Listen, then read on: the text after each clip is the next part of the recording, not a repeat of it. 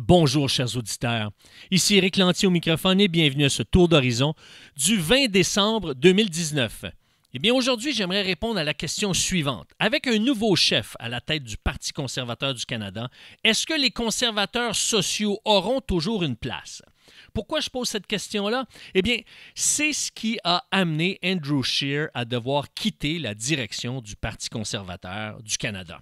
Et oui, suite aux résultats qu'on a connus, eh bien, le chef a dû se rendre à l'idée qu'il ne pourrait pas amener ses troupes à remporter le pouvoir aux prochaines élections. C'est du moins ce que lui a fait comprendre son entourage.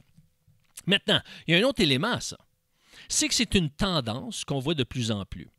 Le Parti libéral du Canada, le Bloc québécois et le NPD se disent des partis qui n'acceptent pas des candidats qui s'identifient au conservatisme social. Ça veut dire quoi? Ils n'acceptent pas des candidats qui s'opposent au mariage gay et ils n'acceptent pas des candidats, par exemple, qui voudraient réduire les possibilités d'avortement. Si un candidat ou un député voulait, par exemple, que l'avortement soit légal seulement jusqu'à 24 semaines de grossesse, eh bien, on refuserait sa candidature. Et à ces trois partis s'est ajouté le Parti vert. Parce que le Parti vert acceptait que, jusqu'à tout récemment, que des candidats puissent être personnellement d'allégeance pro-vie. Mais lors des dernières élections, ils se sont rangés au Parti libéral du Canada, au Bloc québécois et au NPD pour refuser toute candidature de personnes qui s'affichaient comme étant pro-vie ou contre le mariage gay. Maintenant, pourquoi est-ce inquiétant? Bien, je vais vous dire pourquoi c'est inquiétant qu'on exclut des candidats qui sont des conservateurs sociaux. Bien, premièrement, parce que ça limite le débat ou ça ferme le débat. Dans une société démocratique, si on ferme le débat, ça veut dire qu'on adhère à une pensée unique. Il y a une seule façon de penser. Alors, c'est contraire au fondement de la démocratie.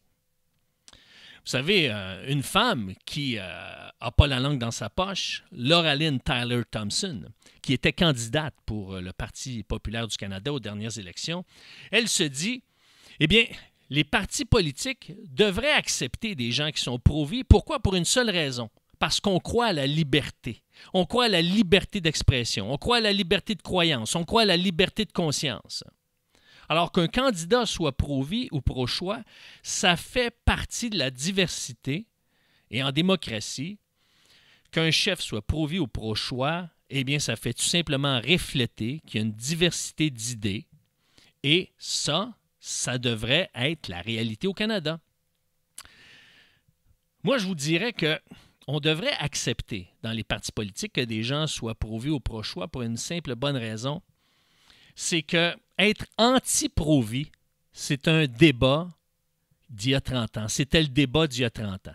À la fin des années 80, on se disait tous, non, on ne peut plus être pro-vie. Mais si le débat a évolué, est-ce qu'on peut voir qu'il y a d'autres options? Vous savez, moi, j'aime la vision de l'ex-premier ministre du Québec, Bernard Landry.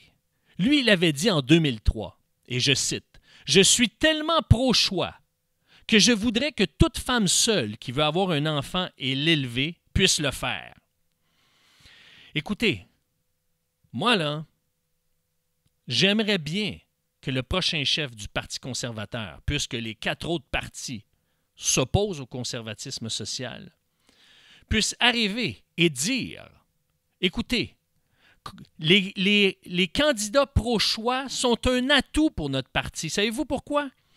Parce qu'ils vont tout faire lorsqu'ils sont élus pour faire en sorte que le Canada puisse générer une stabilité, puisse amener de plus en plus de femmes à choisir de garder leur enfant.